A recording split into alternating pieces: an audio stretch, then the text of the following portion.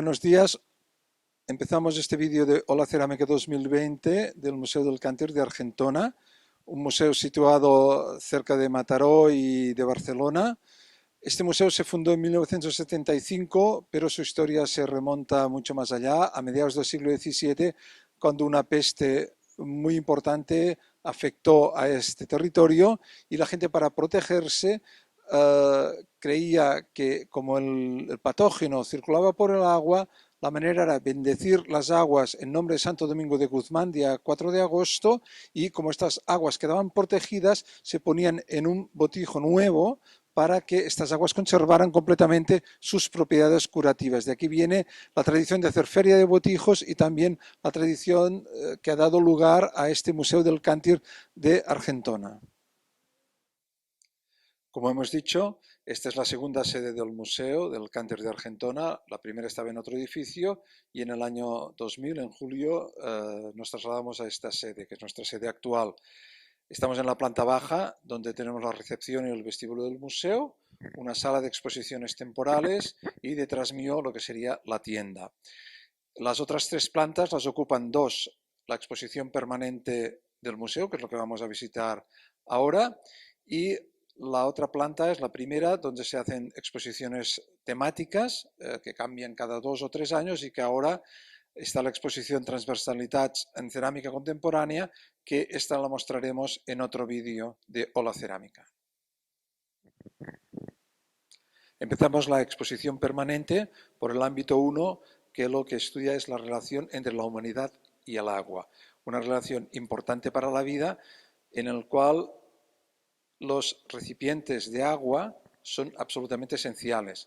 Entonces aquí mostramos estos recipientes de agua, sean o no botijos, primero de Europa, después vamos a ver los de Asia, donde tenemos ejemplares de India, Tailandia y China, muy interesantes.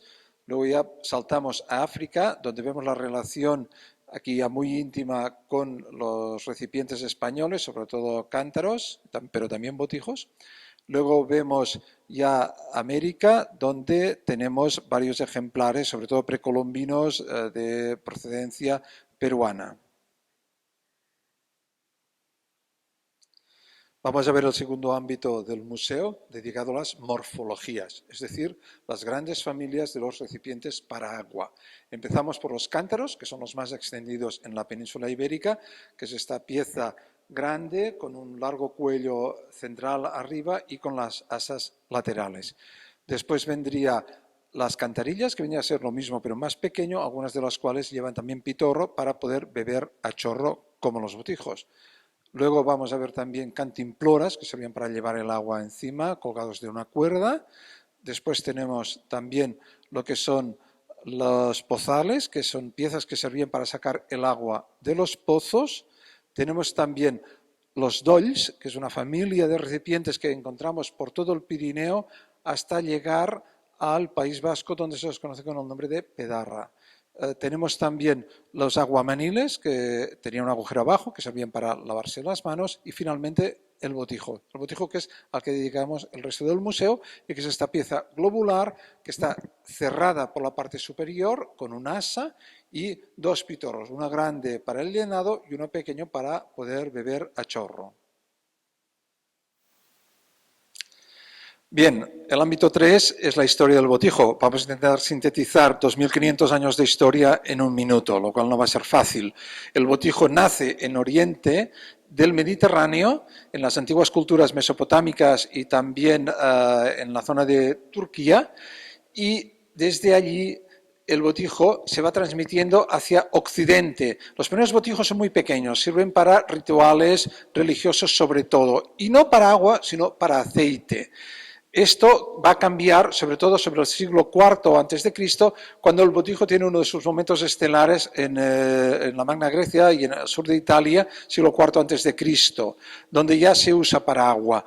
Desaparece en la época romana y nos vuelve a aparecer en la época medieval. Desde la época medieval sí que hay una continuidad histórica hasta nuestros días, en lo que serían los más importantes centros alfareros, sobre todo primero con la marca hispánica en Cataluña y después ya se expande, sobre todo en el siglo XIX, por toda España. Es desde entonces que nos ha llegado a nuestros días con el declive que ha habido en el siglo XX y siglo XXI, porque el botijo ha sido sustituido por otros materiales como los plásticos, el vidrio industrial, etc. Y esto ha sido un poco su decadencia, pero también su paso a objeto de culto como patrimonio cultural.